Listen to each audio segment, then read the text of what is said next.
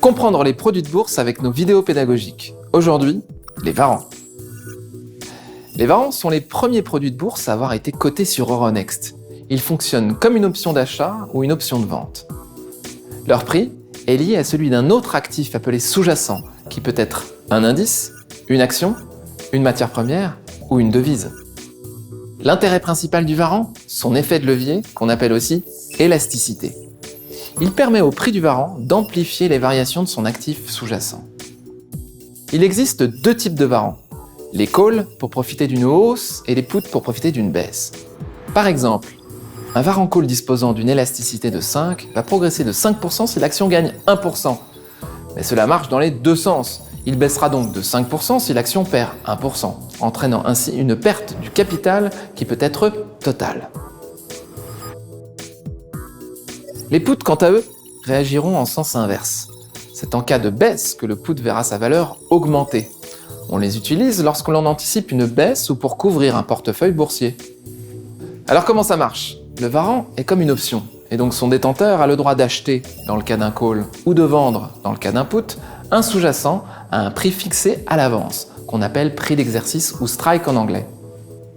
Ce droit est valable à la date d'échéance du produit qu'on appelle maturité.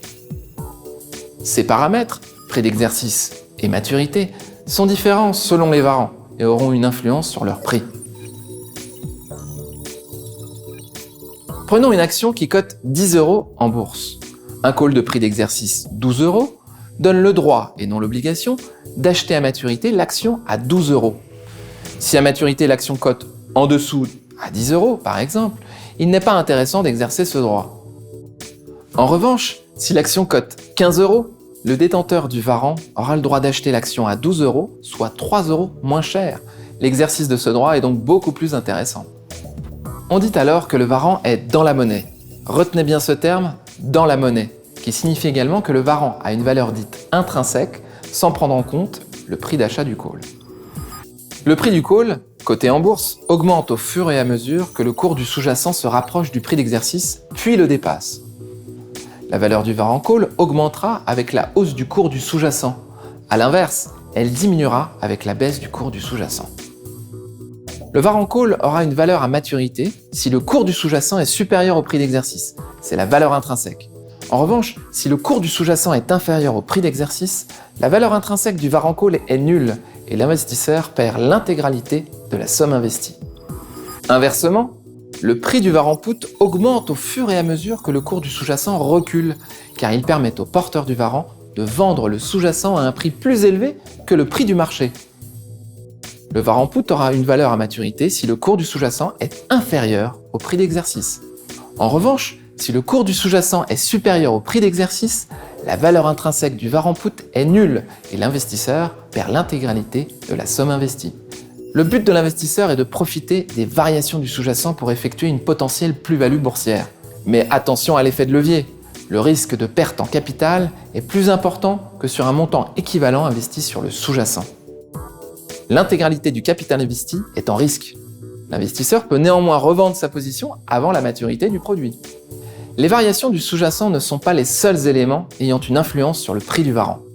Le temps a également un impact sur ce dernier. En effet, à mesure que l'on se rapproche de la maturité, la probabilité de voir le scénario se réaliser diminue. La valeur du droit que confère le warrant, celui d'acheter ou de vendre le sous-jacent à un prix plus avantageux, diminuera d'autant. On mesure cet impact avec un indicateur technique qu'on appelle le θ, qui s'exprime en centimes d'euros perdus par jour. La volatilité du sous-jacent a aussi un impact sur l'évolution du prix du warrant. La volatilité mesure l'amplitude des variations anticipées du cours du sous-jacent.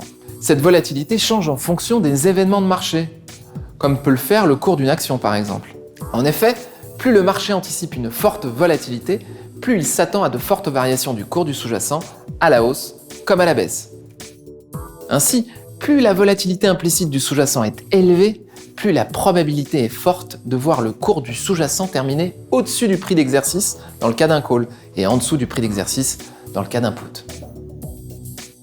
La hausse de la volatilité aura donc un impact positif sur le prix du warrant, que ce soit un call ou que ce soit un put.